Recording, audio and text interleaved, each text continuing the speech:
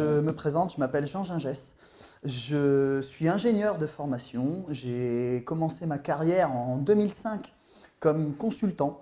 Donc, j'ai travaillé dans une très très grande entreprise en tant que consultant où on me baladait à droite, à gauche, sans que ma carrière n'ait aucun sens. Donc, j'ai travaillé sur du conseil, sur des systèmes d'identification par radiofréquence.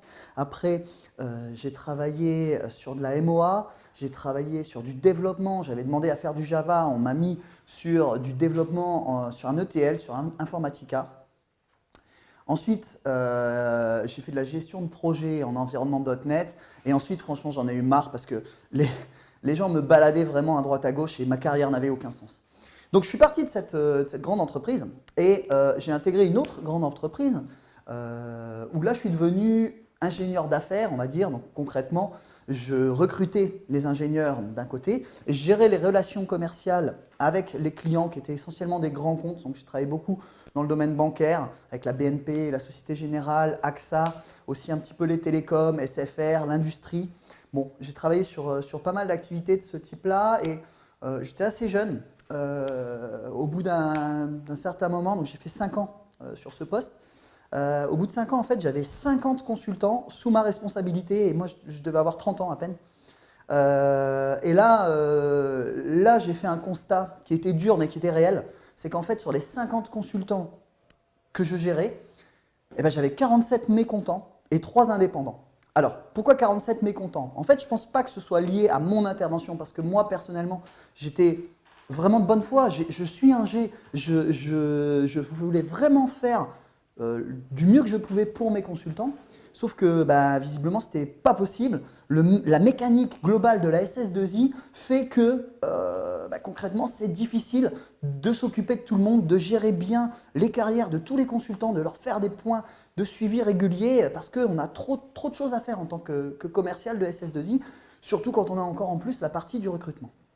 Donc, concrètement, les consultants se plaignaient de leur mission, de leur salaire, de leur suivi, d'à peu près tout. Mais ça, c'est un constat, je pense, qu'on peut retrouver dans beaucoup de SS2I. Bon, qu'est-ce que j'ai fait suite à ça? Je me suis dit, en fait, j'ai 3 indépendants, eux, ils ne se plaignaient jamais. C'est-à-dire que eux, j'allais voir leur client, le client disait « Ah, ça se passe nickel, je suis super content ».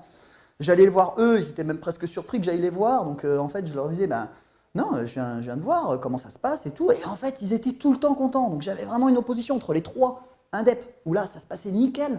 Et puis les 47 autres, les salariés, où là, ça n'allait pas du tout. Je me suis dit, mais pourquoi tout le monde ne devient pas indépendant? Et là, en fait, il y a eu 2 réponses principales qui sont arrivées. C'est 1, les consultants ne savent pas trouver par eux-mêmes leur mission. Et 2, ils ne savent pas comment créer et gérer leur société. Donc, qu'est-ce que j'ai fait suite à ça? Je suis parti de la grande société encore que j'avais intégrée, où en fait, on me demandait de faire de la vente de consultants. Et j'ai créé SS2 Idéal en 2012, avec comme objectif l'idée de dire, je vais aider les consultants salariés à devenir indépendants. Ça impliquait 2 points essentiels, savoir comment trouver les missions, comment créer la société. Ça, c'était au tout début. Évidemment, rapidement, je me suis rendu compte que ça ne suffisait pas. Il ne suffit pas de trouver les missions, parce que moi, qu'est-ce que je faisais? Je trouvais les missions pour les consultants. Donc, avec mon réseau de commerciaux que j'avais déjà depuis un certain temps, je disais aux consultants, tiens, allez, va là-bas, il y a une mission pour toi. Finalement, les consultants, en fait, passaient du statut où ils étaient dépendants de leur SS2I au statut où ils devenaient dépendants de moi. Donc j'ai modifié un petit peu les choses. Et en gros, l'idée, c'est qu'on a fait évoluer évidemment l'offre de SS2 Idéal, devenir consultant indépendant au fur et à mesure du temps.